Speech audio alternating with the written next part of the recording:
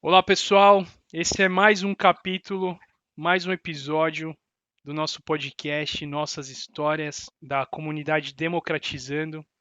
E hoje com vocês temos um convidado super especial, meu amigo Rafael Valentini, sócio fundador do escritório agora FVF, Facchini Valentini Ferraris. Creio que foram três amigos, né, que decidiram se aventurar, empreender e estão fazendo um super sucesso no mundo jurídico. Vou falar um pouquinho do histórico do meu amigo. Ele é formado em Direito e pós-graduado também em Direito, né, pela Universidade Presbiteriana Mackenzie. Fez um curso de especialização em Compliance Empresarial e Gestão de Riscos Corporativos na FGV e está fazendo uma pós-graduação em Direito dos Mercados Financeiros e de Capitais no INSPER. Além disso, Rafa começa a sua trajetória profissional como estagiário do Oliveira Lima e da Aqua Advogados. Foi estagiário também da Defensoria Pública do Estado de São Paulo, advogado associado do Feller e Pacífico Advogados, acabou de assumir uma cadeira como instrutor na quarta turma disciplinar do Tribunal de Ética e Disciplina da OAB. Ó, o pessoal da OAB gosta de fazer uns nomes grandes, né? E Exato. é sócio fundador Pomposo. do é sócio fundador do FVF Advogados, Facchini Valentini Ferraris, desde janeiro de 2019. Então, o Rafa começou a empreender cedo. E, amigo, é uma honra ter você aqui conosco. Uma breve introdução. Vini, obrigado, viu? Falando um monte de tópicos, mas enfim, eu sou uma pessoa absolutamente comum, um jovem ainda aí trilhando o próprio caminho. E obrigado pela oportunidade. Sabe que eu tenho uma tremenda consideração por ti e poder participar hoje aqui dessa arena com tanto propósito é para mim muito, muito gratificante. Você sabe, todo mundo acho que gosta de contar um pouco a própria história, todo mundo acho que tem um pouco de orgulho da própria história e poder hoje falar um pouco a respeito da minha, mas depois também ouvir as dos outros vai ser muito prazeroso. Histórias são encantadoras, né? Então, tanto histórias de ficção, histórias pessoais, histórias de vida. E hoje poder falar um pouco da minha e depois ouvir da turma vai ser uma experiência muito bacana.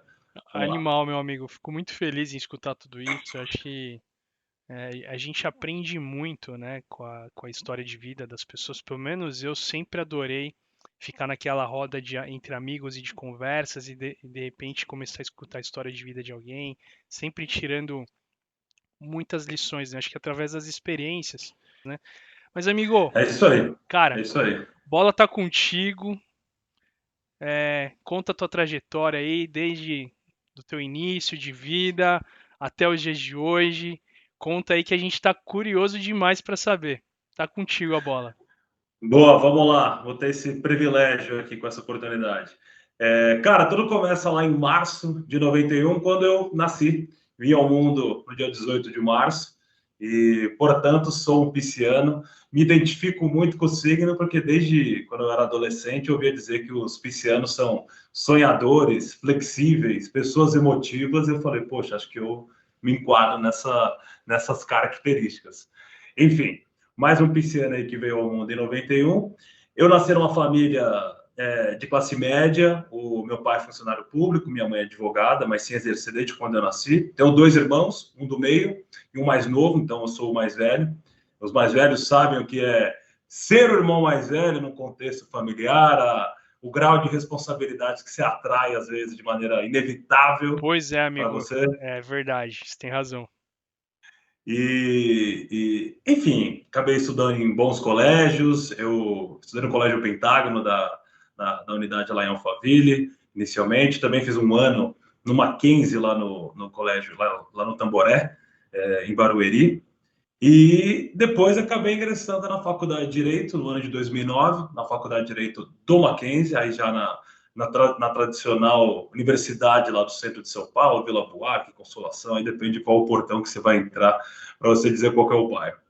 E, e acabei virando advogado criminalista, cara, que é o que eu faço já faz. Sou formado desde 2014, peguei meu OAB em 2014, atuo como advogado criminal desde então, mas já fazia estágio na área desde 2011. Então, já tem um bom tempo aí trilhando na advocacia penal, que eu acho, enfim, encantadora. Te deve falar um pouco sobre isso hoje aqui nesse bate-papo, mas, enfim, apesar de alguns estigmas de, defende sua bandido, tem todo um trabalho nobre, é muito prazeroso e gratificante advogar na área criminal. Isso é muito desafiador, né? Você lida realmente como um instrumento de contenção ali num processo penal, porque do outro lado está um verdadeiro Golias, o Estado para poder realmente buscar aí, enfim, os seus interesses na investigação, no processo. De maneira geral, essa é a minha trajetória, cara. Então, comecei lá dessa forma e hoje estou aqui advogando, tenho um escritório próprio desde 2019, com mais 2 amigos e sócios. Nosso escritório só trabalha com a área criminal, hoje com foco mais financeiro, criminal financeiro, empresarial, mas enfim, acho que nunca teve um tipo de crime que a gente nunca tenha tocado, seja pela vítima, seja por uma empresa que precisa de uma assessoria, seja por pessoa física. Eu, particularmente, tenho um grande interesse pelo Tribunal do Júri, que o Tribunal do Júri, já adiantando, só ocorre nos crimes contra a vida, que não se resume só ao homicídio, passa também por instigar alguém a cometer um suicídio, aborto e o infanticídio, que é um crime muito específico, poucas pessoas que já ouviram falar, mas é um crime praticado pela mãe ou em coautoria com alguma outra pessoa até os 7 dias após o parto. Então, são esses 4 crimes que envolvem o Tribunal do Júri, e estou falando isso porque a oralidade que envolve o Tribunal do Júri eu acho encantadora, aquela coisa cênica do júri. Eu acho que é uma forma de justiça, a participação da sociedade em fazer justiça de maneira muito especial, né? A justiça que não se resume só aos togados, aos juízes concursados. Então, eu particularmente gosto muito também do Tribunal do Júri. Mas é isso, de maneira geral, nasci lá em 91 e hoje estou aqui advogando na área criminal. Casado, importante falar, amo minha esposa. Olha só, já ia ter um problema em casa, hein, meu? Amo ela, mando um beijão para ela. Minha esposa chamada Camille, da cidade de Maringá, as cidades mais quentes que tem no país, lá no Paraná. Mas essa relação aí, como que ela surgiu, Rafa? Ela veio para São Paulo e vocês se conheceram aqui, ou você foi resgatar ela lá em Maringá? Essa relação começa em 2014, em janeiro de 2014, quando eu a conheci num navio.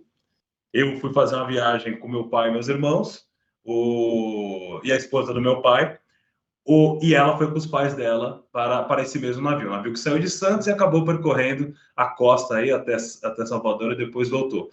E, cara, na terceira ou quarta noite, se não falha a memória, no dia 5 de janeiro, Caramba, tem uma memória boa com você datas. vai ganhar um bônus dela agora, hein, meu? Meu Deus do céu. Se não me engano, dia 5 de janeiro, acabei a conhecendo e a gente fez uma amizade muito, muito, muito boa lá nesse cruzeiro.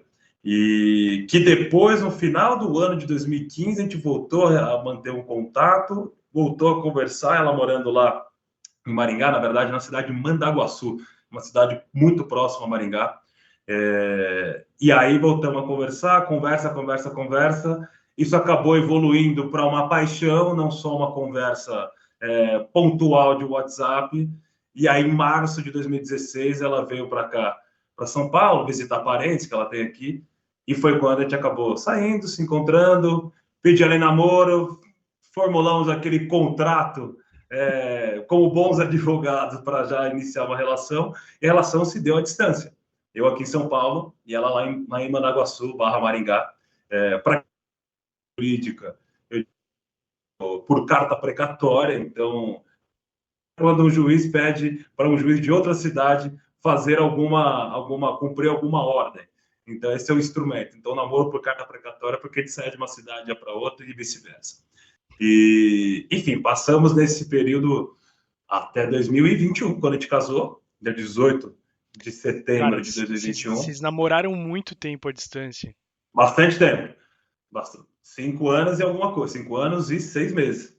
Namorando à distância. Casamos e aí logo no começo de outubro, não foi logo já no dia seguinte, logo no começo de outubro a gente se mudou ali para o nosso apartamento aqui em São Paulo. Então ela acabou vindo para cá. Ela veio aqui para São Paulo. Acho que também não foi, posso falar com segurança isso, que não foi nenhum esforço para ela no sentido de ela já conhecia São Paulo, tinha um encanto por São Paulo, então foi uma coisa muito natural até esse avanço da nossa relação.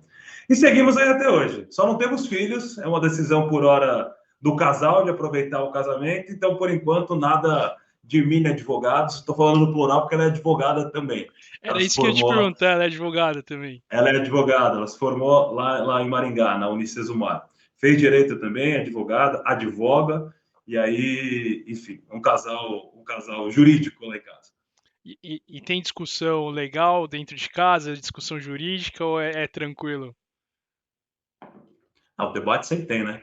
Uma discussão sempre tem. Se não tiver, não é advogado, né?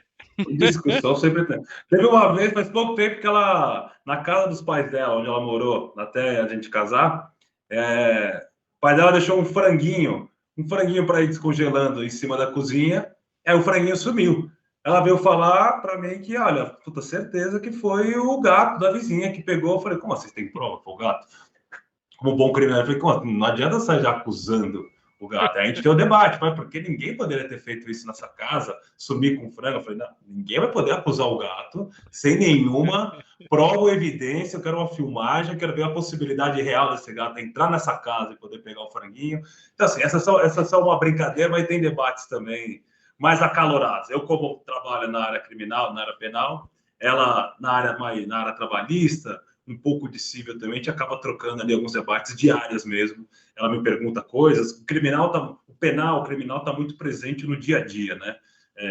Para dar um bom exemplo, aí, a Operação Lava Jato, que veio de 2014 para cá, um pouco antes do mensalão, então assuntos penais estão o tempo todo aí na imprensa, caso Robinho, que tem agora, enfim. As pessoas perguntam, querem saber um pouco, como é, o que não é, se pode isso, não pode aquilo, como funcionam os tribunais. Ela questiona, pergunta, te debate.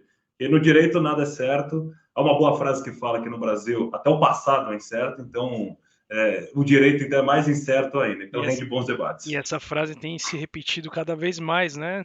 Nas mesas de debate, de discussão. Muito, né? Com certeza. Dá para a gente passar uma oportunidade só para isso. Tá bom. Rafa, pergunta assim direta, cara. O que te fez decidir esse caminho do direito primeiro? Cara, foi muito, não vou dizer muito do nada, porque o meu pai é do mundo jurídico, né? Uhum. Então, ele é do universo jurídico,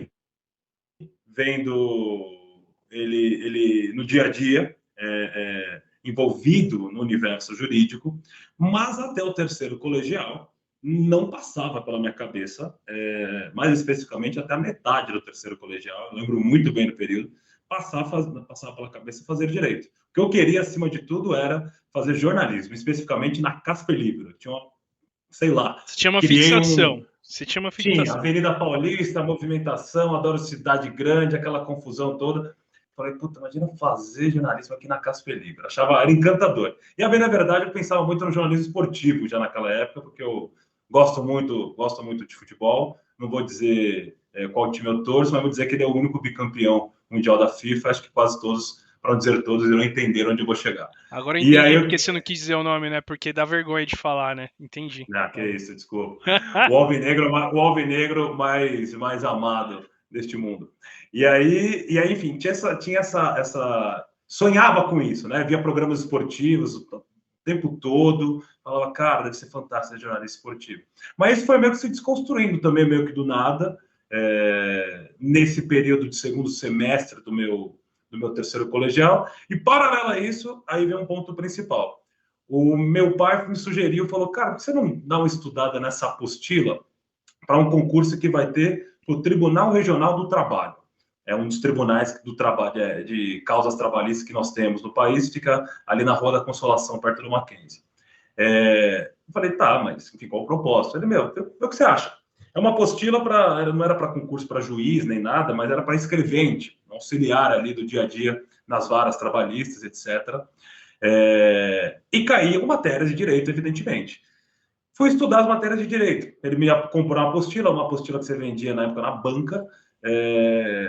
Cara, acabei achando fantástico. Quando eu comecei a ler sobre especificamente o artigo 5º da Constituição Federal, que fala sobre direitos e garantias de todas as pessoas, uma coisa bonita, assim, tem 70 previsões ali, os chamados incisos. Eu achei muito interessante. Falei, cara, e se, né? Por que não? Soma isso o fato de que eu sempre gostei de um debate, sempre fui meio palestrinha, por assim dizer, falava bastante. Falei, vou, acho que mudar para o direito. E prestei direito. Mas aí veio um primeiro momento de uma porradinha da vida. Eu prestei o vestibular da São Francisco, não passei, mas já estava criando uma vontade de prestar Mackenzie. Aqueles tijolinhos, aquela fixação que eu tinha pela Casa Perímetro, acabou migrando ali meio que de maneira automática para o Mackenzie, ver aqueles tijolinhos. O meu pai havia estudado no Mackenzie também, direito, e eu cheguei atrasado no vestibular do Mackenzie, no terceiro colegial. Eu tenho certeza absoluta que eu olhei um dia antes na internet que o horário da prova era 9 horas, e era, na verdade, era 8 horas o horário da prova. Eu havia entendido que 8 horas era o horário para entrar. Os portões abriam 8 horas e a prova era às 9. Era isso. Eu cheguei 8h15, tudo vazio, não vai entrar, não pode entrar. Começou a bater aquele desespero. E, resumo da ópera, eu não consegui fazer a prova. Me senti péssimo, arrasado. Falei, cara, como é que a única responsabilidade que eu tenho nesse momento aqui agora da minha vida, eu não consegui nem cumprir. Era o vestibular que eu realmente queria. E não deu certo, mas enfim, passa o tempo, a gente avança aí para o meio do ano de 2009, mais um pouquinho de data, mais especificamente, dia 25 de junho de 2009, o dia que eu prestei vestibular de novo para o Mackenzie, e eu lembro porque foi o dia que o Michael Jackson morreu. Eu não esqueci isso até hoje. Eu lembro que eu voltei para casa depois do vestibular, comecei a entrar na televisão, a internet e tal, Michael Jackson morreu, não esqueci nunca mais essa data. Ou seja, você precisou esperar 6 meses ou Para um pouquinho poder mais para conseguir entrar. entrar na faculdade de Direito. Cara, aí entrei e assim, aí é minha crença, né? Eu acho que tudo na vida tem um porquê, tem um momento para ser, não é clichê nem nada, mas realmente acredito que, cara, coisa que é meio inexplicável, porque nem eu falei, eu lembro de ter olhado, falar, cara, tá marcado 8 horas aqui para abrir o portão, e era 8 horas a prova, enfim, ia cometer um erro desse tão, bom, cometi, né?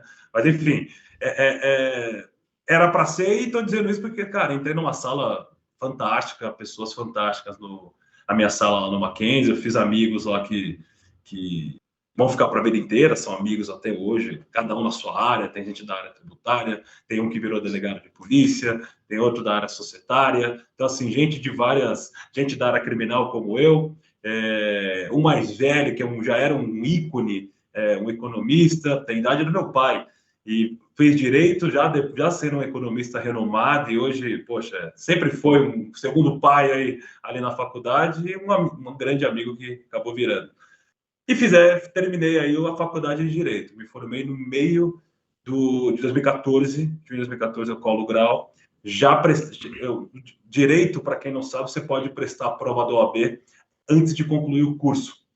Então, já no quinto ano, já no nono semestre, começo do quinto ano, eu podia prestar a prova. E acredita só, na primeira oportunidade que eu podia prestar a prova, eu perdi a inscrição. Perdi a inscrição também. Mais um baque dessa de perder inscrições. Então, eu lembro muito claramente também que quando tivemos todos na sala a oportunidade de prestar a primeira prova do AB, todo mundo em empolgação, ansiedade, vamos fazer pela primeira vez a prova, quem sabe já passa nisso antes de se concluir o curso. Eu tenho certeza que eu vi que a inscrição era até dia 30 de julho, e na verdade era até dia 23, com o pagamento da inscrição até dia 30. Então chegou no dia 24, eu vi que já não poderia mais inscrever, eu perdi a primeira oportunidade.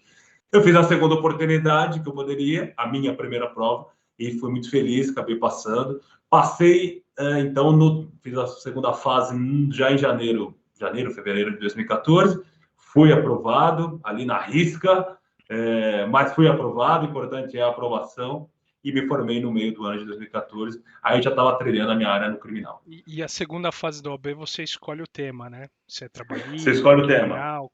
Você já escolheu criminal ou não? Eu escolhi penal, Penal, desculpa. Não, era mesmo, são sinônimos. A primeira fase cai tudo, todas as matérias, então são 80 questões, a pessoa para ir para a segunda fase tem que acertar pelo menos metade, 40 questões. E aí, na segunda fase, você escolhe o tema, o objeto daquilo que vai ser objeto da prova, que são 4 questões mais uma peça jurídica para você escrever. Eu escolhi penal porque estamos falando já de 2014, desde 2011 eu estava trabalhando com penal. Então, para mim foi algo, enfim, absolutamente natural. Mais especificamente, nessa época eu estava trabalhando, perdão, já tinha trabalhado pelo ano 2013 inteiro na Defensoria Pública do Estado de São Paulo, um concurso público que eu passei para estágio, enfim, eu trabalhava com muitas peças de processo. Então, fazer a parte penal na segunda fase do OAB era, assim, uma coisa óbvia para mim, e fui bem, passei, tudo certo, sem grandes surpresas, e acabamos seguindo a carreira. Legal. Ô, Rafa, eu costumo dizer que eu fui escolhido para trabalhar com investigação, né? Porque eu fiz o processo na KPMG para ser auditor externo e de repente eu entrei na área de forense, que é investigações corporativas. É inexplicável. Você Boa. escolheu o mundo penal ou você foi escolhido? Porque você, putz, cara, tem uma oportunidade na defensoria, vou lá trabalhar e, sei lá, seja o que Deus quiser e vou me lançar lá. Aí vai depender como eu vou narrar isso, né? Mas enfim, eu acho que eu escolhi, mas tem um quê também de escolhido. Para falar disso, tudo começa lá em 2002, quando eu tinha 11 anos. Eu andava de bicicleta na rua, eu parei em frente à casa onde morava um amigo meu para chamá-lo para sair, etc. Não lembro nem se ele saiu ou não, mas enfim, o fato é que deu alguns dias e minha mãe vai me buscar na escola e ela já me dá um tapa de frente para trás, assim, no banco de trás no carro, falando que eu havia xingado de várias e várias formas, de maneira inominável, essa amiga dela na frente da casa dela, que é vizinha desse amigo meu que eu havia ido visitar de bicicleta. E assim, cara, eu nunca xinguei essa moça. Essa história eu até publiquei no site, é o meu primeiro processo penal, e como réu. Eu intitulei o título. E eu falei, não fui eu, não fiz isso. E a minha mãe, óbvio, ela acreditou na amiga dela, falou, não, tenho certeza que é ele. Ele me xingou disso, daquilo, etc. Eu tinha 11 anos, falava, não, mãe, não fiz. Apanhei da minha mãe. Meu pai veio falar sério comigo, mas achei estranho, falou, tá bom, meu filho pode ter até alguns comportamentos desviantes, por assim dizer, mas isso também ele não vai fazer. Achou esquisito, e essa história passou. Então, assim, aí essa injustiça, de fato, até hoje eu falo que eu não, e é verdade, eu não cheguei, não sei o que aconteceu, essa mulher confundiu, a amiga me confundiu com alguém, ela não tinha motivo também para me prejudicar, então alguma coisa estranha aconteceu. O fato é que eu não cheguei em nenhum momento, então fui justiçado, fui condenado ali sumariamente pela mãe, tomei um tapa e alguns apavoros, sem ter realmente feito algo para justificar aquilo. E você ainda foi para a segunda instância, né? Você foi pro seu pai, né, meu? Exato, exato. Lá em casa, meu, primeira instância, tudo ali, minha mãe e meu pai. Então não tinha essa de recorrer para o pai. Os dois ali no mesmo patamar. A diferença é que o meu pai topou um pouco mais a minha versão como acusada, né, naquele contexto. Enfim, joga de novo aqui para agora 2011. Eu já fazia estágio desde 2009, mas aí na área trabalhista.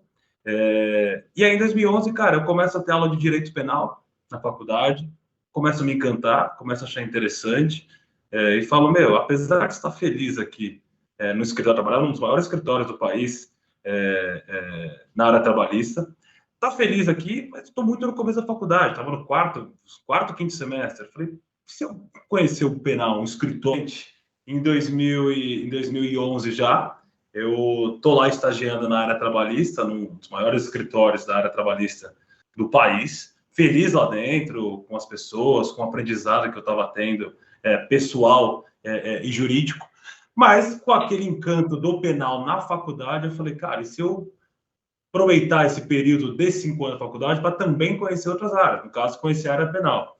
Comecei a mandar currículo, acabei entrando no primeiro escritório de penal, de lá fui para um outro escritório, que é o que você até mencionou no começo, o Oliveira Lima, fantástico local também, pessoas maravilhosas, o próprio Oliveira Lima, enfim, entre outros que estão lá até hoje, grandes amigos. Passo de lá e aí lá eu tenho um contato muito bacana com o criminal, já me encanta e defino que criminal é realmente o que eu vou fazer Paulo, que quem estagia lá sabe como realmente é bastante processo para a defensoria conseguir dar conta e vazão, né, de todos os casos. Foi também uma forma até de testar meu conhecimento na faculdade. Falei, poxa, a OAB vai chegando, quem sabe também prestando esse concurso já tem uma noção de conhecimento, e passei, cara.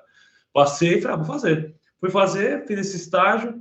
O estágio durou do ano completo de 2013 inteiro, janeiro a dezembro de 2013. Poderia ter continuado até minha formatura em 2014, no meio de 14, mas aí já comecei a pensar que, na verdade, eu quero advogar em escritório. Para continuar a defensoria, como defensor, você precisa prestar um concurso público, e muito embora você também trabalhe na defesa criminal de pessoas na defensoria pública, num escritório de advocacia criminal, o trabalho é muito mais artesanal, o trabalho é muito mais ponto a ponto. Não é só, aspas, atender as demandas, o volume de demandas de pessoas que não tem como contratar advogado por falta de condições financeiras, e aí a defensoria acaba atuando. Então, o trabalho da advocacia privada, ela permite você pegar cada caso por vez, se trabalhar da melhor forma, se dedicar. Então, são poucos casos no qual você cobra para poder trabalhar em poucos casos e não volume. Na defensoria, não há alternativa, os defensores são espetaculares, mas não há tempo hábil para poder você concentrar em cada caso como se fosse um advogado atuando no seu próprio escritório. E aí eu entrei nesse escritório do Marcelo Feder, grande referência que eu tenho, o grande professor aí da advocacia criminal, que eu acabei entrando no escritório, teve mudança de sócio, e hoje chegamos aí no atual nome do escritório, Feder e Pacífico Advogados, onde eu entrei ainda com outro nome, e agora, depois já passou a ser Feder e Pacífico. Um beijo, inclusive, para Amanda Pacífico, porque eu tenho um tremendo carinho. Fiquei 5 anos lá, cara. Foi um período também espetacular, de muito aprendizado, muitas vitórias, muitas angústias. Advogar na área criminal é sempre uma coisa angustiante. Você entra, você vive o problema do cliente, seja como vítima, como réu, como investigado. E aí, passado isso, no final de 2018, então já estava feliz, inclusive, lá no escritório do Marcelo Feller, um amigo meu da faculdade, o Enzo Facchini, me convida para jantar com outro amigo, o Caio Ferrares, com a proposta de vamos abrir um escritório? O que vocês acham? Eu já namorava um pouco essa ideia, tinha um pouco de uma veia empreendedora, por assim dizer, e pensava que em algum momento ia abrir escritório, mas naquele período específico, final de 2018, não tinha isso no radar, ao contrário, eu estava muito feliz lá, onde eu estava. Mas a ideia é que começa com uma conversa, que foi no restaurante, a gente bate papo, conversa, aí cria um grupo de WhatsApp, nós três depois, aí você começa a materializar aquilo e conversa, troca conteúdo, começa a ver espaço físico para onde pode ser eventualmente a sede. Mas qual seria eventualmente o nome do escritório? Quando eu vi, eu já estava com a cabeça no escritório, no meu próprio escritório, que ainda não existia, mas na nossa mente, na nossa alma já existia. E aí, enfim, no final do ano de 2018, eu comuniquei o meu desligamento, foi super natural, uma transição super tranquila, um movimento tranquilo. E aí, em janeiro de 2019, a gente inicia aí o FVF Advogados, Facchini Valentini Ferrares Advogados, numa sede pequena, primeiro, de 46 metros quadrados, ali na Faria Lima, na Vila Olímpia, Itaí. E ali a gente começa para valer a nossa jornada empreendedora, a nossa jornada como donos de escritório, que é uma outra dimensão. Não é só advogar, que já é algo bastante exaustivo, que demanda bastante tempo. Mas aí você vai, ainda mais quando você abre o escritório, você é ao mesmo tempo arquiteto, você é ao mesmo tempo empresário, você é ao mesmo tempo pintor, você é ao mesmo tempo tudo que você pode imaginar, porque você está ali presente em tudo, cara. Da cozinha, da copa, e escritório vai, a gente já está agora, enfim, trazendo para o dia de hoje, a gente já está em 2023, estamos aí na 5ª temporada de FVF, muito felizes, caminhando, gráficos só subindo, graças a Deus, bastante trabalho. A gente já está hoje numa segunda sede, agora 3 vezes maior. Hoje nosso escritório conta com 140 metros. Hoje eu tenho minha própria sala, cara, antes eu não tinha. Coloquei um quadro da Avenida Paulista, que eu gosto tanto, aqui no fundo. E aí chegamos, enfim, aos dias de hoje, mas essa é a minha trajetória aqui na advocacia criminal. Começa lá em 2011, portanto, com um estágio no primeiro escritório, passando por um outro escritório, defensoria pública, ingresso como estagiário ainda no escritório do Feller, sou efetivado, galgo uma história bonita lá dentro também, até me virar sócio dele já nos últimos anos, e saio de lá numa boa com o pessoal, enfim. Só tenho palavras boas para dizer a todos eles, que deixar registrado aqui o grande carinho que eu tenho por todos. E é isso, e agora com a nossa trajetória pessoal, né? Não vou dizer pessoal porque eu sou eu, mais dois sócios e também as meninas que trabalham com a gente no escritório, só não é só eu. Mas, enfim, segue agora nessa parte empreendedora também no mundo da advocacia. Legal, Rafa. Eu acho que é importante você deixar claro que você manteve boas relações, né? Foram 5 anos trabalhando juntos, 5 anos de muito aprendizado, muita emoção, como você bem mencionou, e faz parte, né, da trajetória a gente querer galgar novos horizontes, querer empreender, e etc. Mas é sempre muito bom deixar essa relação, abandonar a relação de uma forma amigável, né, e manter a amizade, o respeito e tudo mais. Eu acho que isso é muito bonito e é uma lição que a gente tem que trazer para as nossas vidas como um todo, né? Eu tenho Com duas certeza. perguntas para te fazer, tá? A Diga. primeira, por que você decidiu ser advogado criminalista ao invés, por exemplo, de ser um promotor, tá do outro lado da situação, tá? Essa é a primeira pergunta. E a segunda pergunta é, cara, qual foi o gatilho ali para você falar, puta, eu vou empreender, eu vou abrir meu escritório? E conectado à segunda pergunta, quais foram os principais desafios e perrengues que você passou nesse início de trajetória? Vamos lá, sobre a primeira. Cara, a primeira acho que é um pouco de afinidade com aquilo que você vê das funções num processo penal, né? Então, assim, uma coisa já era muito clara para mim: juiz eu não tenho a menor possibilidade de ser, porque eu sou parcial, eu vou puxar para um lado, eu vou querer defender um ponto, então não tem a menor possibilidade de eu ser juiz. Que o juiz, muito embora ele vai dar uma decisão que vai se aproximar parcialmente ou 100% do que uma das partes no processo está argumentando, ele tem que ter uma fala, uma postura muito mais imparcial, né? Então, sobramos aqui no processo penal, de um lado, o Ministério Público, promotores, procuradores, até advogados também, alguns processos específicos, mas, e do outro lado, a defesa, Defensoria Pública, Advocacia Privada. E, cara, eu sempre tive sempre me encantou, assim, esse trabalho de você se colocar à frente do cliente e, pera aí, só um segundo, não é bem assim. A acusação está falando que ele cometeu A, B, C, D, E, mas espera aí, é isso mesmo?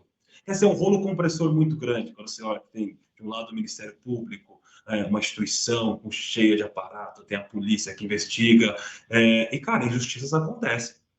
Acontecem. Injustiças que eu diga não é só uma pessoa ser presa por engano, ou só a pessoa ser presa injustamente porque, de algum modo, uma prova foi feita de maneira falsa que acabou incriminando essa pessoa que não cometeu aquele crime, mas existem condenações de uma pessoa a 8 anos que a pena, na verdade, deveria ser 5. Tem injustiça que passa não pela pena, ou então a discussão se o cara cometeu ou não o crime, mas o ponto é, o processo, ele tem toda uma forma, não é de, vamos começar um processo criminal. Tem um manual para isso, chamado Código de Processo Penal, que a gente fala que é a forma, é a formalidade que a gente vai seguir. Quando eu vejo lá que toda aquela formalidade foi descumprida, as etapas do processo, eu falo, peraí, por que não cumpriu essa etapa? Vamos dar um exemplo. Então, a prerrogativa do acusado é sempre ser interrogado por último. Então, produz toda a prova, o acusado é interrogado por último pelo juiz para dar a versão dele sobre todas as provas que foram produzidas contra ele no processo. E o juiz que interroga o acusado no meio do processo, ou no começo do processo. Entre outras tantas possibilidades, para onde eu quero chegar, as regras do jogo, quando são violadas, me incomoda demais. Então, esse é um quê de injustiça também que acontece. Ah, ele cometeu crime, ok. Mas para chegar até uma condenação definitiva, a gente precisa cumprir as regras do jogo. O juiz ser imparcial, não haver uma manipulação de uma testemunha, entre outros vários fatores. Eu sempre tive uma predileção por isso. Eu nunca tive um... Claro, obviamente, eu sou contra qualquer tipo de prática de crime, sou contra, defendo, obviamente, as melhores políticas de segurança pública, algo subjetivo, mas, enfim, tem uma ciência por trás disso. Ninguém é a favor de alguém ser assaltado, uma sonegação fiscal contra qualquer lugar, um estado, uma cidade, a União, mas esse não é meu único foco. Meu foco de justiça passa também por, não basta a gente apurar as provas sobre as evidências, tem ou não tem, a gente consegue confirmar que tal pessoa cometeu determinado crime. Quero saber de todo o rito, de todo o procedimento, do começo ao fim. Tanto que eu aprendi isso, inclusive, com o meu querido Marcelo Feder, que o artigo 1º do Código Penal, quando eu pergunto para as pessoas qual você acha que é o artigo 1º do Código Penal, muitos respondem, homicídio, o assalto, ou seja, crimes mais graves, assim, ou, o que é crime? Definição de que é crime. E o que define o artigo 1º, o que trata o artigo 1º do Código Penal é o que não é crime. E por que isso? É um reconhecimento do próprio Estado, no sentido de que a gente tem que dizer já de cara o que não é crime, porque o Estado tem muito poder. É polícia civil, é polícia militar, é Ministério Público, é a magistratura. É tanto poder que, assim, se a gente quiser, tem o executivo, a administração pública no geral, se o Estado quiser incriminar alguém, condenar alguém, ele vai conseguir. Ele tem todos os meios e ferramentas para fazer isso. Então, o próprio Estado precisa colocar limites a ele mesmo. Então, o que é crime? Crime é isso. Não adianta. Se é crime usar boné, a gente não vai dizer, não vai estender isso para chapéu mexicano. Mas é um chapéu de maneira geral também. Mas boné, boné. Chapéu mexicano é chapéu mexicano. E mais, não é por qualquer forma. Não, tem um rito, que é o manual chamado Código de Processo Penal. A gente precisa cumprir o rito, para ao final poder falar, ok, seguimos o rito e agora a gente pode condenar essa pessoa e colocá-la na cadeia, ou cumprir uma pena alternativa. Sem cumprir o rito, as regras do jogo estão violadas, então, ou a gente volta do zero, ou depois a gente anula essa condenação, porque a gente verificou que, poxa, realmente houve um descumprimento das regras do jogo. Essa percepção minha de justiça é que, justiça algo muito subjetivo, evidentemente, mas que acabou me levando aí para a advocacia criminal, esse ponto de vista, sabe, que acaba, é afinidade. Tem um que vai ter um faro mais policial para investigar, delegado de polícia.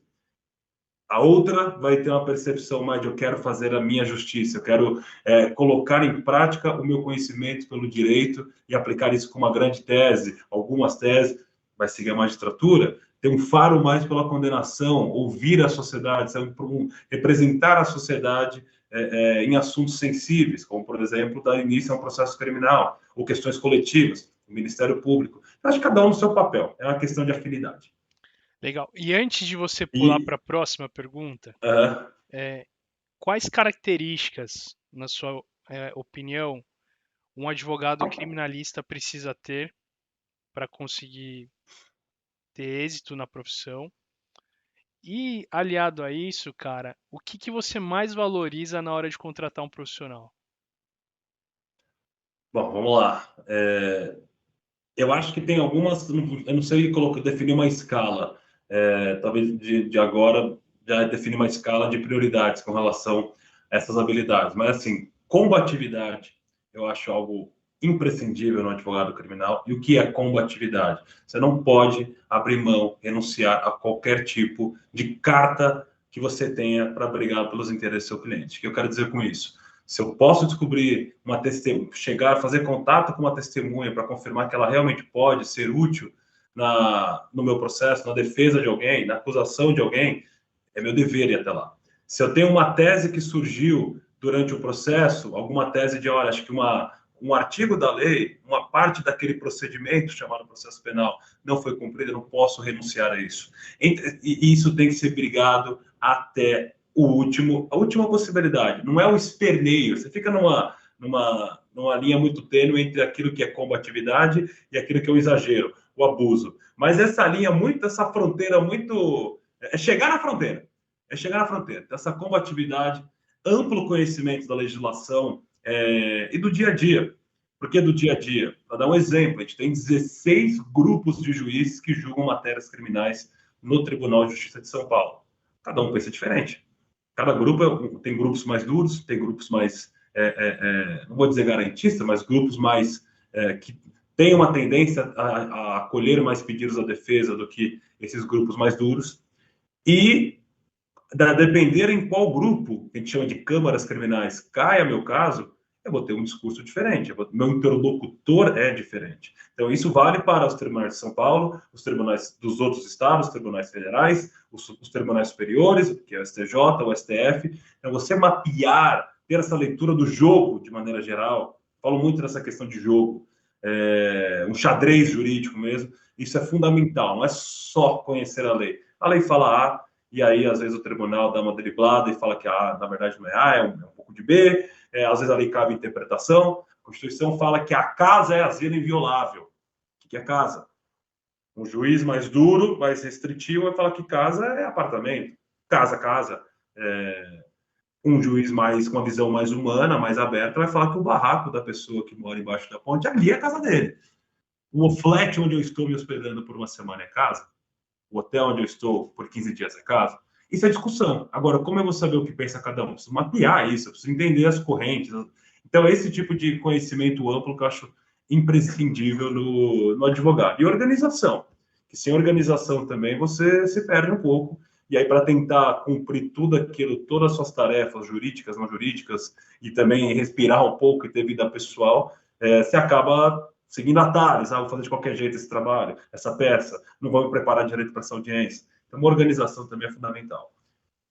Qual que era a segunda pergunta? Eu acabei esquecendo agora, Vini. A segunda pergunta, cara, tá relacionada aos perrengues iniciais de abertura Os do perrengues. escritório. Olha, vou ser muito sincero, um perrengue mesmo, eu acho que a gente não chegou a passar, senão eu teria lembrado aqui agora. Teve situações inusitadas, engraçadas, mas o ponto principal é você. Aquela angústia, aquele desafio, a incerteza. Pô, abri meu escritório, tá, mas ninguém vai bater na minha porta. O que eu vou fazer agora para captar cliente?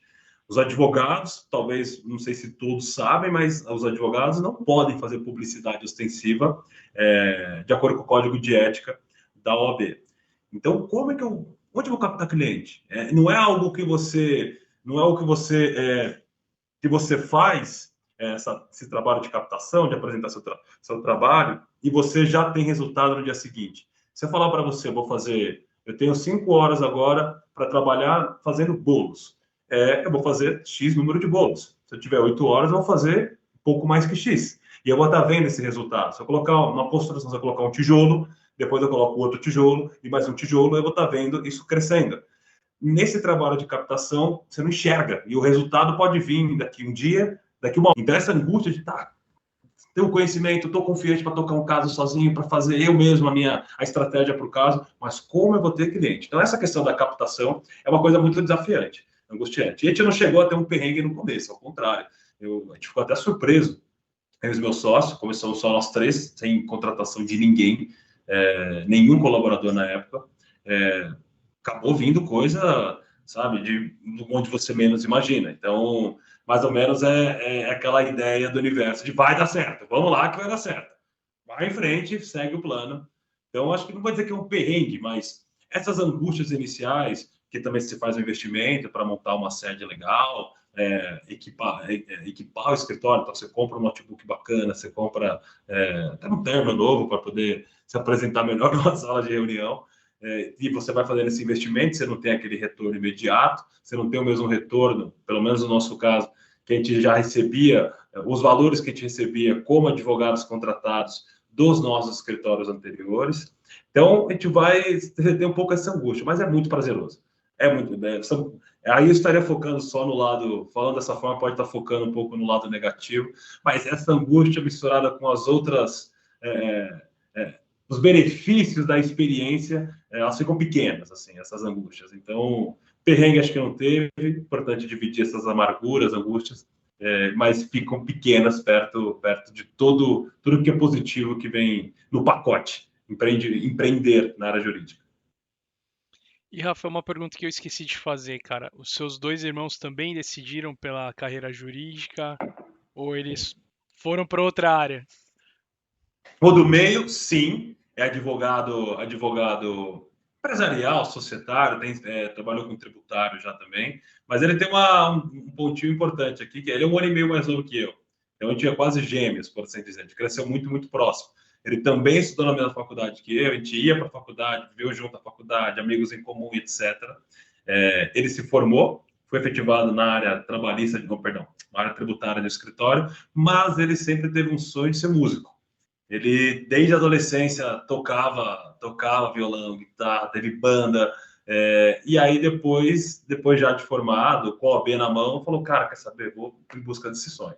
Passou 5 anos ele fazendo várias coisas relacionadas à música, produção, edição, tocando, teve banda, não deu certo aqui, não deu certo ali, mas aí passou 5 anos, aí estamos falando já de 2020, eu acho. Ele voltou para o universo do direito e está advogando hoje, super feliz, no escritório focado especialmente na área empresarial. Já o mais novo, bem mais novo, poxa, 7 anos mais novo que eu. Se eu nasci em 91, ele nasceu em 98. Ele, acho que de tanto ouvir discussões jurídicas entre eu, meu pai, o meu irmão do meio, acho que ele pegou um laço desse universo do direito e foi para publicidade. Ele trabalha com. Ele é formado em publicidade, também pelo Mackenzie. E, cara, ele assim, trabalha numa empresa, ele tem uma veia muito empreendedora, toda hora tem uma ideia, toda hora fala, poxa, mas se eu fizer não sei o quê, não sei o quê. Assim, ainda a gente vai ver o nome dele por aí em algum lugar. E Legal. ele trabalha com muita coisa mesmo, assim, tem muito da publicidade, mas não se resume só a isso. Organização de stand, aí vai em evento, aí vai num evento corporativo de uma semana no interior. Então ele tá em outro nicho, que não o jurídico.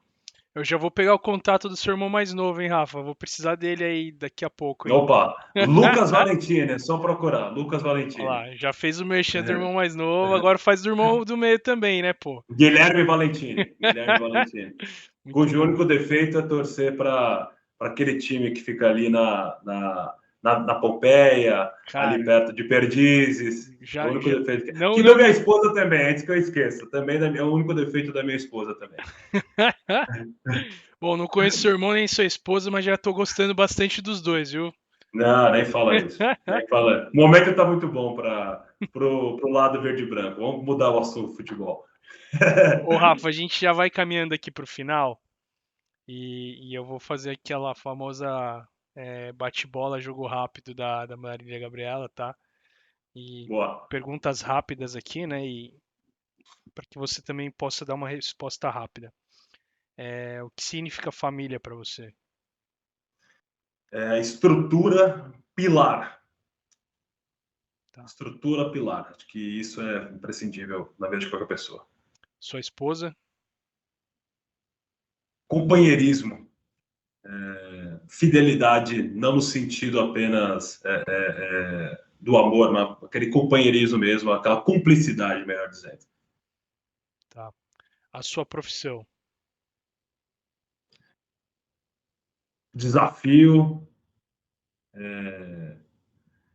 Desafio, a advocacia criminal é um tremendo desafio, exige muita inteligência emocional, combatividade, que nem eu falei. É um desafio muito legal. E gratificação, vou dizer gratificação, porque você viver a amargura do outro, independentemente da posição, e poder fazer algo em benefício daquilo e atingir um resultado positivo é impagável.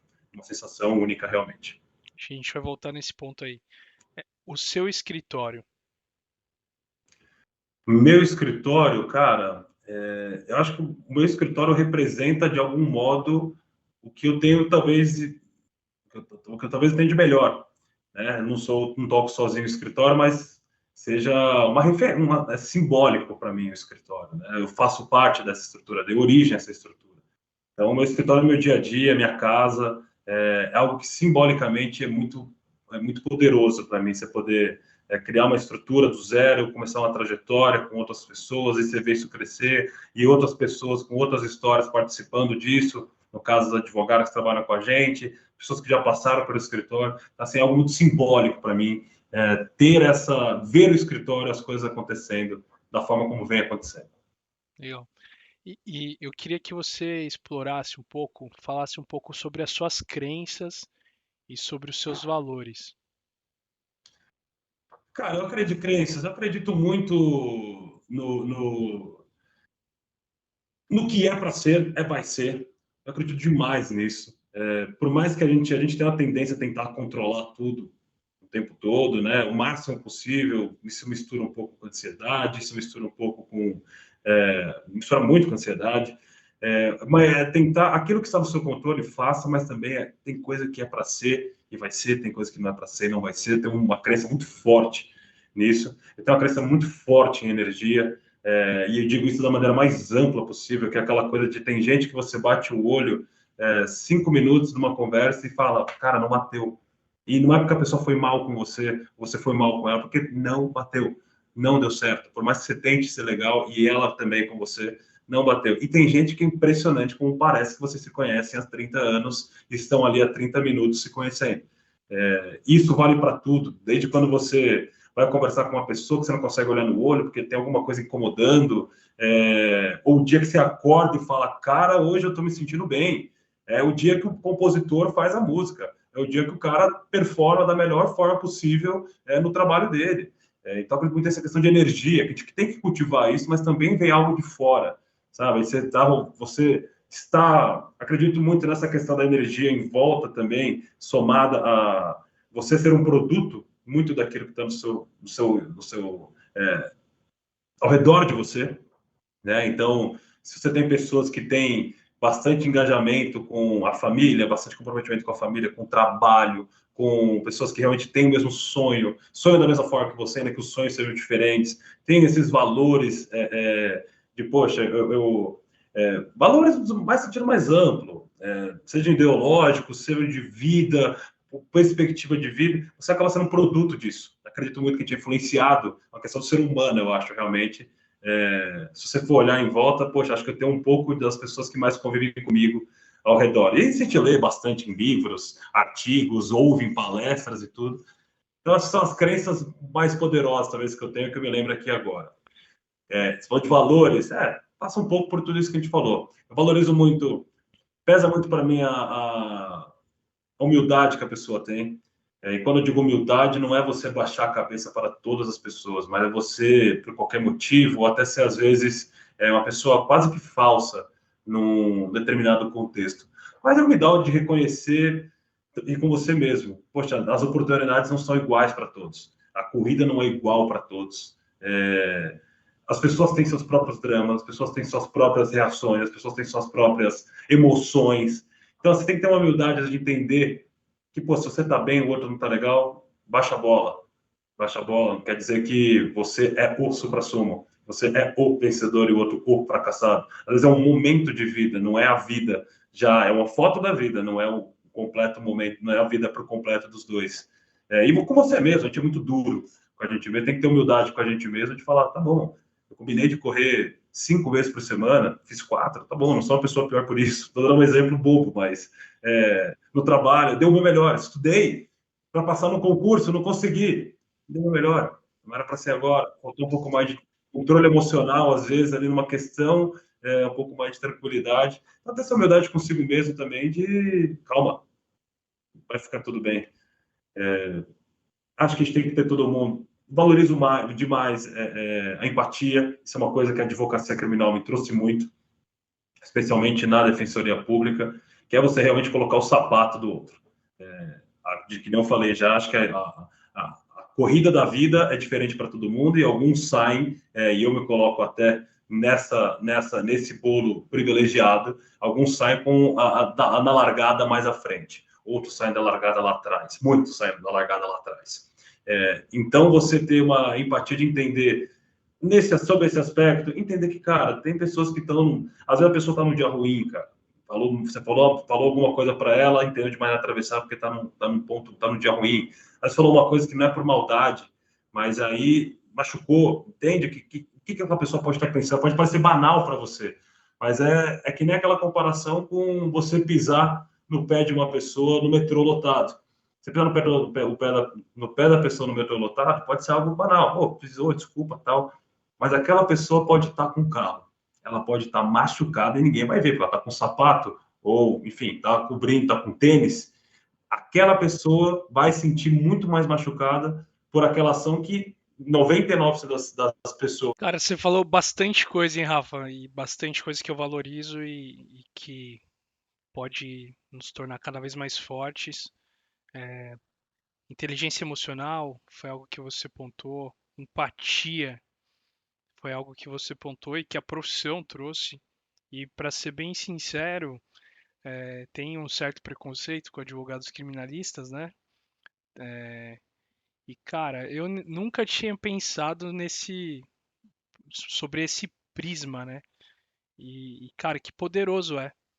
Que poderoso é porque isso te beneficia na profissão, porque é necessário realmente, mas te beneficia muito na vida. E o que se discute hoje no mundo corporativo e etc., na vida também é ter mais empatia, né? Você ser um líder empático favorece muito as organizações, favorece muito a sociedade, porque realmente você se coloca no lugar do outro, você coloca o seu pé no sapato do outro e consegue sentir a dor e consegue ajudar de alguma forma, mesmo que seja às vezes só ouvindo. Que eu acho que é o que acontece muito aí, né, Rafa? Quando o cliente procura, você tem uma sessão de terapia ali para ele contar toda a dor dele, para depois começar a falar dos aspectos jurídicos e legais. Muito legal, meu amigo, e é nítido uma paixão muito grande pelo que você faz, né? E também é por isso que dá muito certo, porque você consegue colocar energia, você consegue colocar dedicação e você consegue colocar o seu melhor fazendo o que você faz. Obrigado por estar aqui comigo nessa jornada. Foi um prazer te conhecer tão recentemente, né? Você falou, né, sobre a questão da energia, de encontrar uma pessoa e já ter uma empatia instantânea. Foi isso que aconteceu, tá? Então, agradeço muito aí pela indicação da Ana, né? Um abraço para você, Ana. E obrigado mesmo por estar aqui comigo. Tenho certeza que esse podcast aqui vai ficar marcado por um bom tempo. Como eu estou costumando dizer, até que as redes sociais existam, né? E a internet exista, isso daqui vai ficar marcado e espero que encontre as pessoas que precisam ouvir aquilo que você disse hoje. Tá bom? Muito obrigado. Valeu, Rafa. Obrigado pelas palavras. Pessoal, esse foi o nosso podcast com meu amigo Rafael. Espero que vocês tenham gostado. E até o próximo episódio do podcast Nossas Histórias. Valeu, gente!